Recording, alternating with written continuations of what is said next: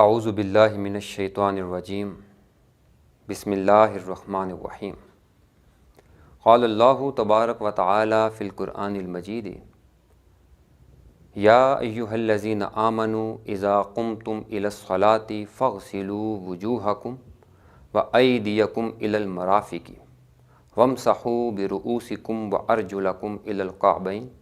صدق اللہ العظیم وصدق رسولہ النبی الکریم الرؤوف الرحیم۔ آج کا ہمارا موضوع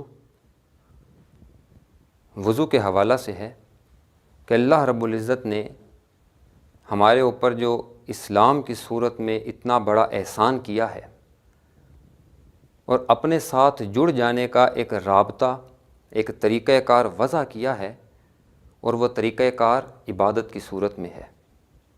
اور کوئی بھی عبادت اسلام میں بغیر وضو کے نہیں ہوتی۔ گویا کہ وضو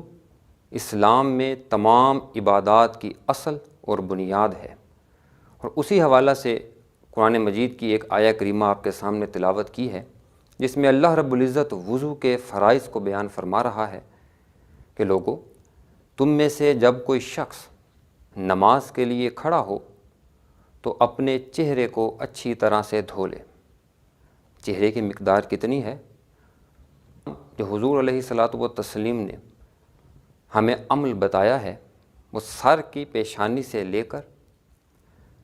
تھوڑی کے نیچے تک، تھوڑی کا حصہ چہرے کے اندر داخل ہے، اور اگر چہرے کے اوپر داڑھی موجود ہے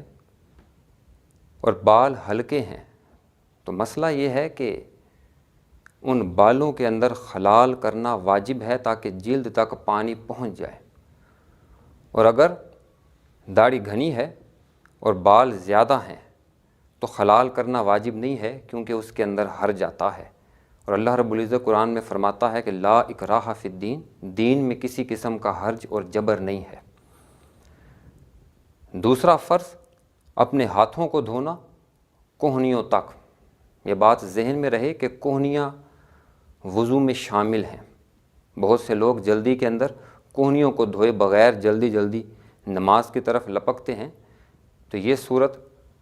وبال کا سبب بنتی ہے، کیونکہ حضور علیہ الصلاۃ والتسلیم نے اپنے ایک صحابی کو دیکھا کہ نماز پڑھ رہے تھے اور ایک چونی کے برابر، جیسا کہ روایت میں آتا ہے،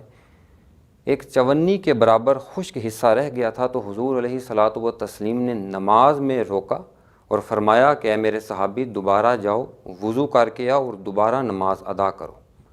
تو معلوم ہوتا ہے کہ ایک حصہ بھی، ناخن کے برابر ایک حصہ بھی اگر خشک رہ جاتا ہے تو وضو کامل نہیں ہوتا۔ وضو کا تیسرا فرض سر کے چوتھائی حصے کا مسح کرنا ہے۔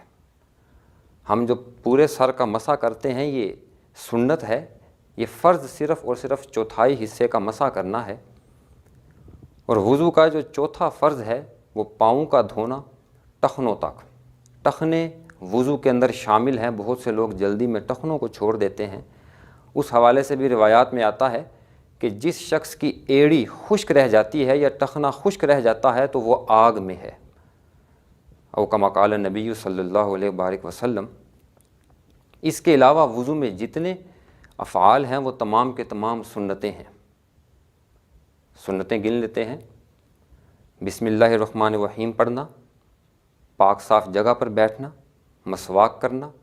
کلی کرنا، ناک میں پانی ڈالنا، اور تمام اعضائے بدنی کو 3 مرتبہ دھونا، یہ سنت ہے۔ لیکن کوئی شخص سنت کو یہ سمجھ کے نہ چھوڑ دے کہ یہ نہ فرض ہے نہ واجب ہے، بلکہ سنت پر عمل ضروری ہے، جیسا کہ حضور علیہ الصلاۃ والتسلیم نے فرمایا وَعَلَيْكُمْ بِسُنَّتِي فَمَنْ رَغِبَ عَنْ سُنَّتِي فَقَدْ رَغِبَ عَنِّي، او کما قال النبی صلی اللہ علیہ وسلم، کہ لوگو، تمہارے اوپر میری سنت پر عمل کرنا لازم ہے، اور جو شخص میری سنت سے منہ پھیرتا ہے گویا کہ اس شخص نے مجھ سے منہ پھیر لیا۔ میرا خیال ہے کہ حکم بڑا واضح ہے کہ سنت پر عمل کیا جائے، سنت کو چھوڑا نہ جائے۔